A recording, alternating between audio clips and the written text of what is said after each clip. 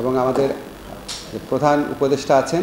আপনারা জানেন গ্লোবালি উনি অত্যন্ত রেসপেক্টেড একজন মানুষ, ওনাকে অন্যভাবে সম্মান দেয় পৃথিবীর বিভিন্ন দেশের রাষ্ট্রপ্রধানরা।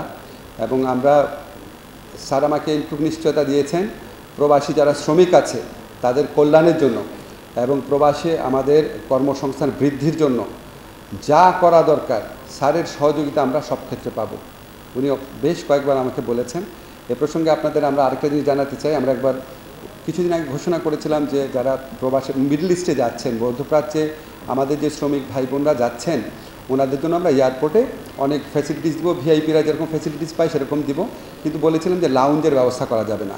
আজকে আপনাদেরকে আমরা আনন্দের সাথে জানাতে যাই আমরা আমাদের মধ্যপ্রাচ্যে যে শ্রমিক ভাই বোনরা আছে ওনাদের জন্য আলাদা স্পেশাল লাউঞ্জের ব্যবস্থা করব।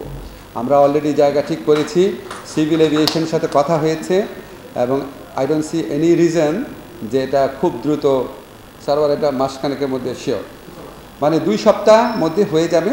আমরা জায়গাও মোটামুটি ঠিক করেছি এবং এটা ইনশাআল্লাহ এটা হলে আমাদের প্রবাসী শ্রমিক ভাইদের যন্ত্রণার অনেক লাঘব হবে। এটার পাশাপাশি অন্যান্য যে সুযোগ সুবিধা, ওনারা এয়ারপোর্টে যাওয়ার সাথে সাথে ওনাদের সাথে এসকর্ট করে একজন যাবে প্লেনে, মানে ইয়েতে যে স্ক্যানিং মেশিনগুলো না ওইটা না, একদম লাস্ট যে প্লেনে ওঠার আগ পর্যন্ত, প্লেনে ওঠার আগে যে লাউঞ্জটা আছে লাস্ট লাউঞ্জ সেটুকু পর্যন্ত তাকে প্রতিটা স্তরে ওনাদের সাথে মানুষ থাকবে। আমরা মনে করি এটা ওনাদের প্রতি কোনো উদারতা না, এটা হচ্ছে ওনাদের প্রতি আমাদের দায়বদ্ধতা। এটা বহু আগেই করা উচিত ছিল।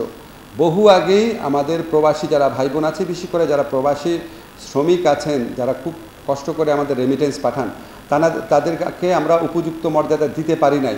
এই মর্যাদা দেওয়া, তাদের কমফোর্ট দেওয়া, তাদের কল্যাণ নিশ্চিত করা, সেগুলির জন্য আমাদের সরকার আমাদের চিফ উপদেষ্টার প্রধান উপদেষ্টার নেতৃত্বে কাজ করে যাচ্ছে এবং আমরা এটা করতে বদ্ধপরিকর।